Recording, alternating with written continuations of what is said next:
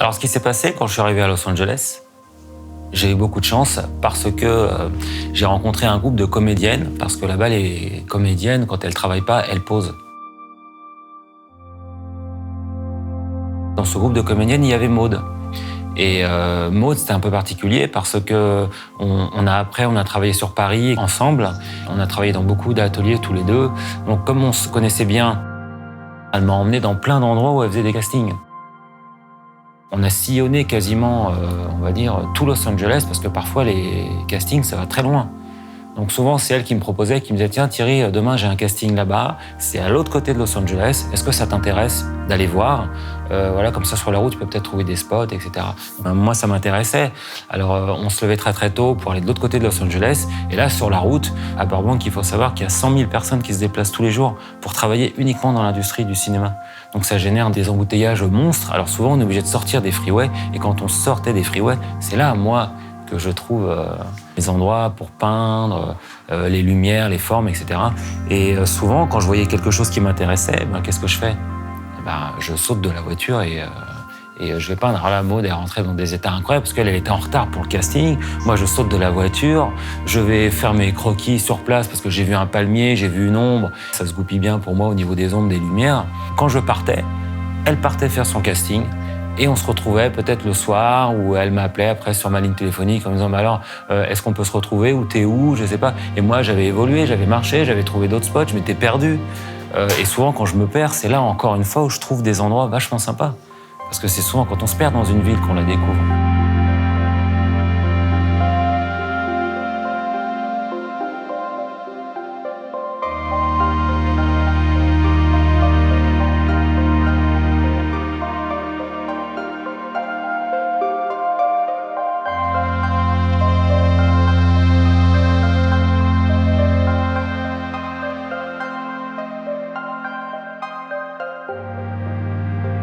Donc tous ces endroits, souvent, c'est grâce à Maude. Sur les trajets qu'on faisait pour aller à ces castings, souvent c'est là que j'ai trouvé. Donc souvent c'est quand même grâce à elle. Et un jour, sur la trajectoire de Maude, il y avait cette ville, Burbank. Burbank, la ville du cinéma. J'ai vu une montagne incroyable. C'était le matin, elle était rose. Je suis sorti et là j'ai fait un croquis d'un tableau qui a un format carré. C'est un tableau que j'ai fait en 4 tableaux de 60 par 60, donc qui fait 120 par 120. Et c'était une vue de Burbank.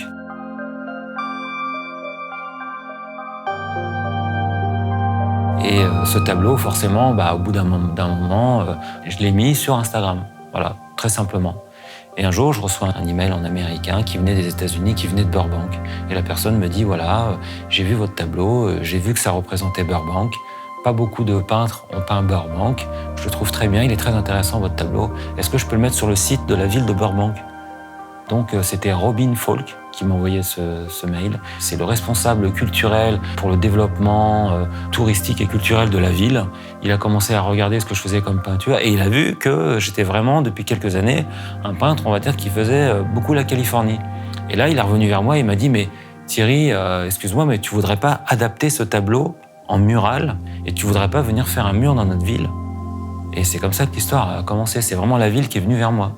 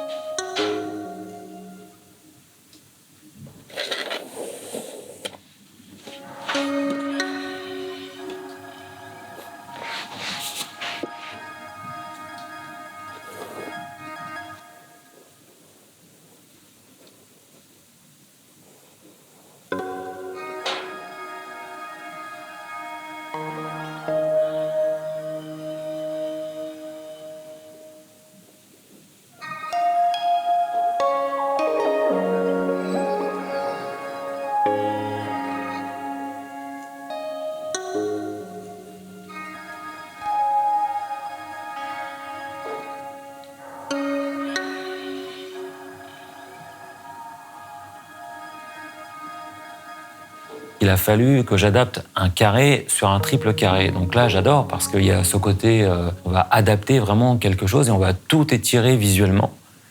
Et en étirant visuellement, ça va déformer toute l'image. Donc il va falloir recomposer dans cette image. Et là, il y a un vrai travail de composition, d'adaptation. Donc ça m'a beaucoup intéressé aussi de faire ça.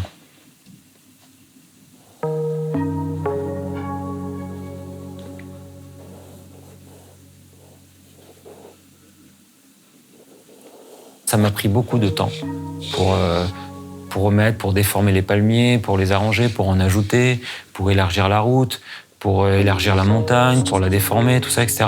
Donc il a fallu que je fasse vraiment une refonte, on va dire, une refonte totale du tableau dans ma tête pour l'adapter sur un triple carré.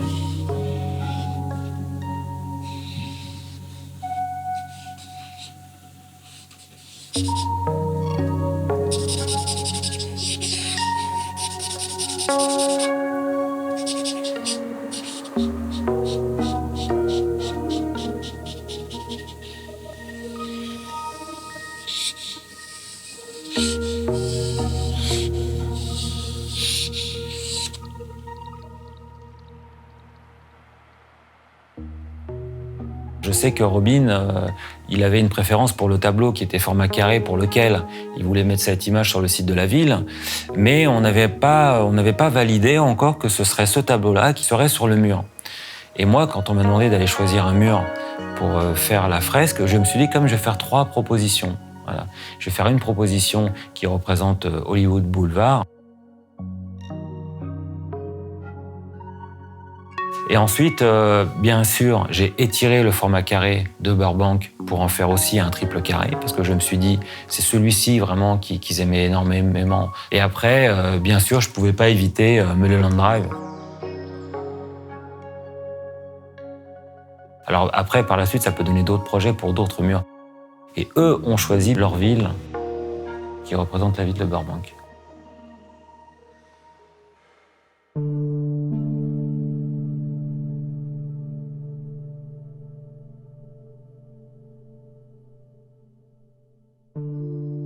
Je me suis dit, ce mur, je vais le faire avec des moyens rudimentaires. Je vais retourner à l'ancienne et on va reprendre le geste à l'essence. Alors c'est-à-dire que je me suis préparé physiquement finalement. Je me suis dit, voilà, il faut que je me remette un petit peu en forme.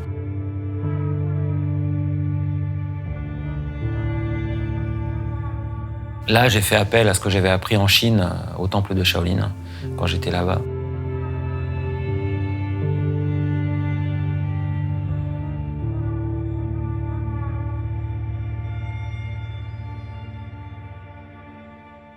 J'ai refait quelques exercices de respiration, j'ai refait des exercices de Qigong et je me suis remusclé un peu le corps. J'ai arrêté de boire de l'alcool au mois de juin, alors je savais que je commençais le mur au mois de juillet, août. Et quand j'ai fait ce mur, finalement, j'avais quasiment qu'un escabeau et une perche avec un pinceau. Et je me suis dit de me remettre en forme physiquement. Déjà, mon geste, il va être plus affirmé, je vais être plus en forme. Ça va me permettre de monter sur l'échelle, d'avoir un meilleur équilibre, etc., d'être mieux. Et finalement, je me suis aperçu que j'avais pas besoin de tout un arsenal de technologie, de laser, de trucs pour quadriller et tout. J'ai tout fait finalement avec quasiment rien.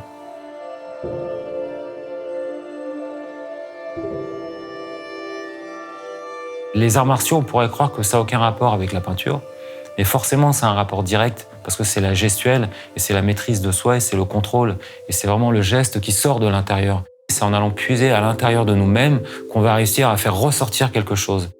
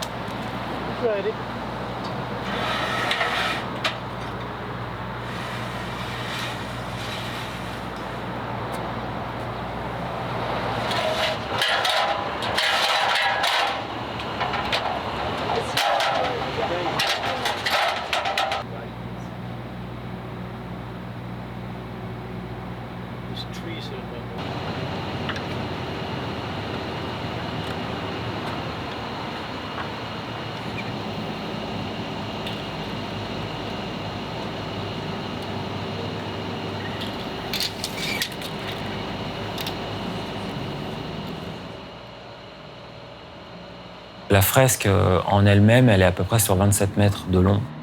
Et en hauteur, au plus court, on va dire, on a 6 mètres et quelques, et au plus long, on a 7 mètres 50. Ça nous fait une fresque de 150 mètres carrés.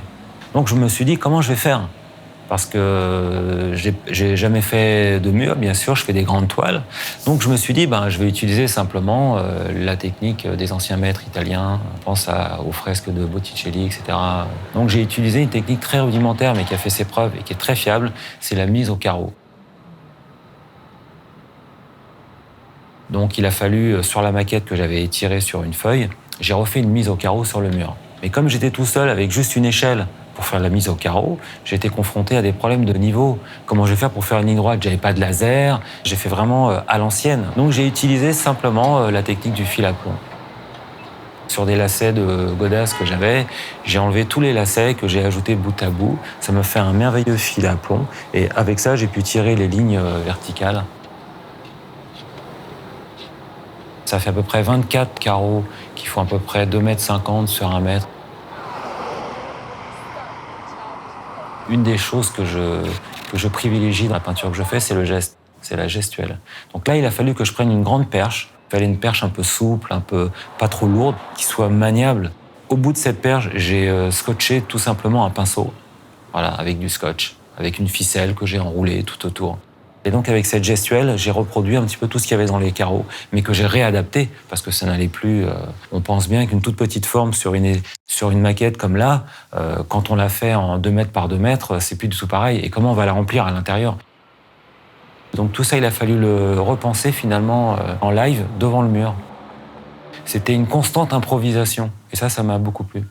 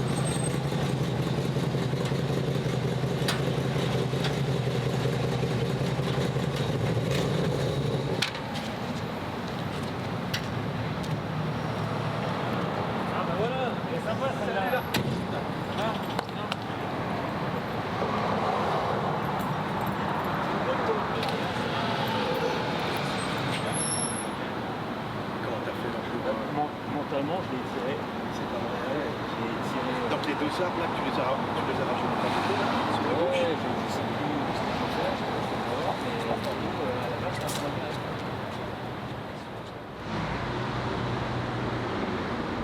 Il y a à peu près 4-5 ans, j'avais fait pas mal de travaux dans la rue. J'avais fait des petites aquarelles, j'avais fait des encres et j'ai fait un tableau de la devanture de Christophe ici. Et c'était un petit peu un truc quand on s'est rencontrés au début. Voilà, ça m'a fait plaisir de faire cette devanture. C'était vachement sympa.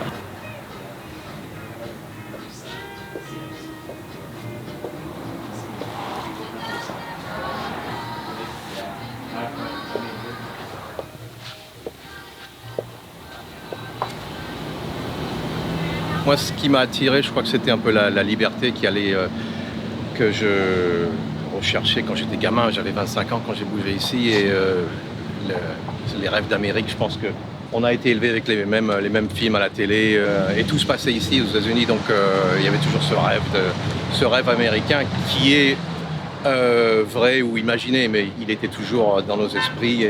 C'est un peu comme l'auberge espagnole, tu trouves un peu ce que tu amènes et quand tu viens ici, que tu n'as pas vraiment trop d'idées établies de ce que tu veux faire et de qui tu es, c'est un bon endroit pour pas progresser, mais pour s'épanouir. Voilà. Ce côté liberté où personne n'est derrière ton dos à regarder ce que tu fais et te dire quoi faire. Je dis pas que c'est exclusif aux États-Unis ou à Los Angeles, mais ça te permet encore une fois d'utiliser tout ton potentiel et d'apprendre des choses de tout le monde, de tout ce que tu vois, tout ça.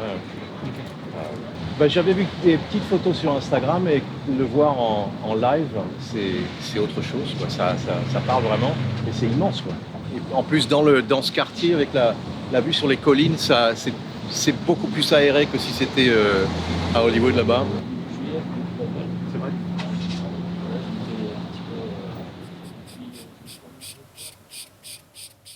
Quand je fais des expositions, souvent on me demande mais pourquoi il n'y a pas de personnage dans vos tableaux? Parce que je veux pas rentrer dans ce côté personnage. Dans ma peinture à moi, je veux pas raconter quelque chose au niveau des personnages qui boiraient un café ou quelqu'un qui sort d'une voiture ou quoi. Pour moi, dans ma peinture à moi, ça n'a aucun intérêt de faire ça. L'intérêt pour moi, il est de composer, il est de trouver des couleurs qui s'assemblent et d'essayer de trouver une espèce de sens quand même au tableau qui se dégage. Voilà, en me passant des personnages. Et les personnages, souvent, comme je dis aux gens dans les expositions, le personnage, c'est vous. Quand on regarde le tableau et qu'il n'y a pas de personnage, on peut rentrer à l'intérieur. Mes tableaux, c'est avant tout quelque chose pour voyager. Donc, comme on voyage dans mes tableaux, on se voit rentrer à l'intérieur et on se voit vraiment marcher le long de cette route.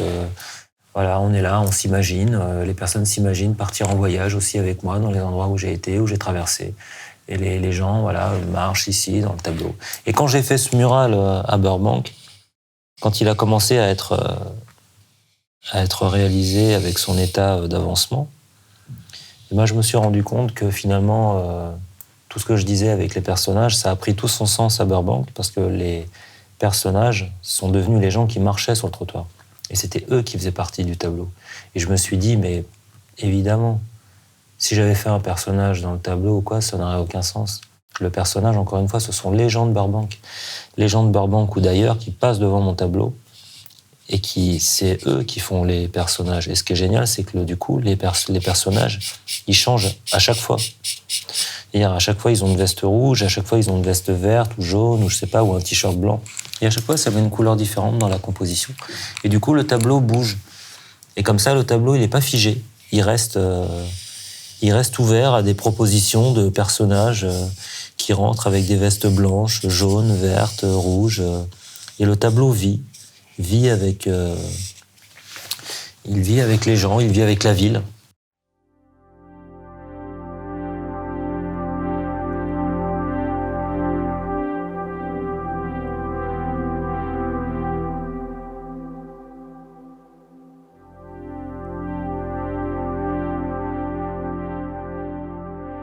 C'est vrai que le paysage, pour moi, ça reste quelque chose de particulier.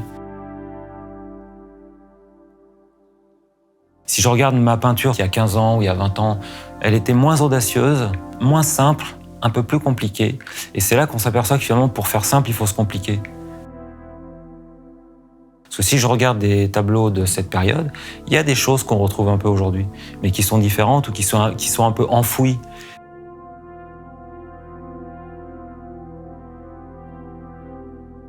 Ma peinture aujourd'hui, elle se situe finalement dans un passage.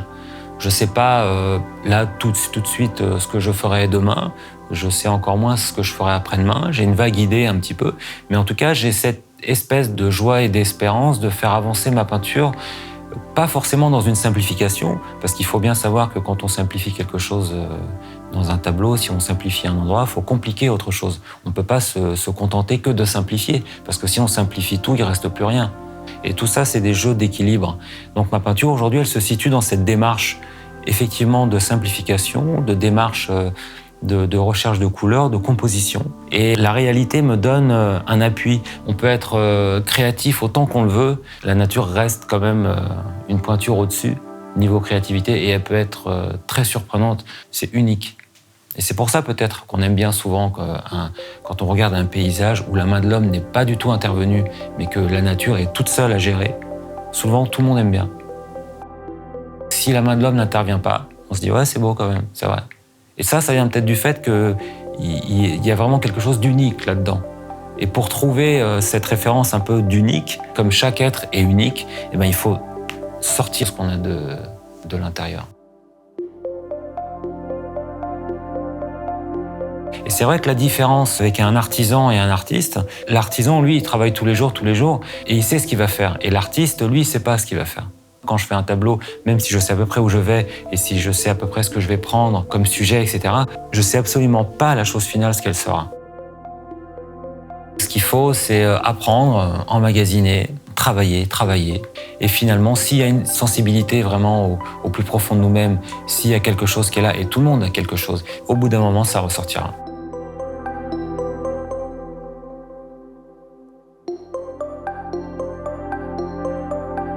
C'est peut-être ça qui fait que j'ai beaucoup peint dehors. Parce que dehors, on est en mouvement. On est face aux éléments, on est en mouvement, ça bouge. Et ma quête, elle est continue. C'est-à-dire que dès que je m'arrête à un endroit, forcément, je pense à ça. Je pense à la composition, je pense à la couleur. C'est vraiment quelque chose qui m'anime. Et dès que je vois quelque chose, aussitôt, je pense à une composition. Tiens, comment je pourrais faire pour faire ça, etc. Donc, je ne m'arrête jamais, finalement.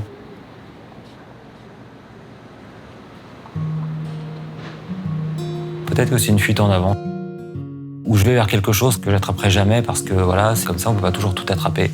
Mais en tout cas, je cours. Je vais dans une direction qui me semble intéressante. Et quand on est en mouvement, je pense qu'on est vivant. Parce que même si on court après quelque chose qu'on ne pourra jamais attraper, au moins on vit, au moins on est là et on fait quelque chose. Et ce genre de projet que j'ai lancé, j'ai vraiment entraîné finalement peut-être une dizaine de personnes autour de tout ça. Ça fait une espèce de mouvement, une espèce d'émulation, Mais je trouve que quand on a une équipe autour de soi, on se sent beaucoup plus fort. Et avec une équipe, on réalise des choses incroyables.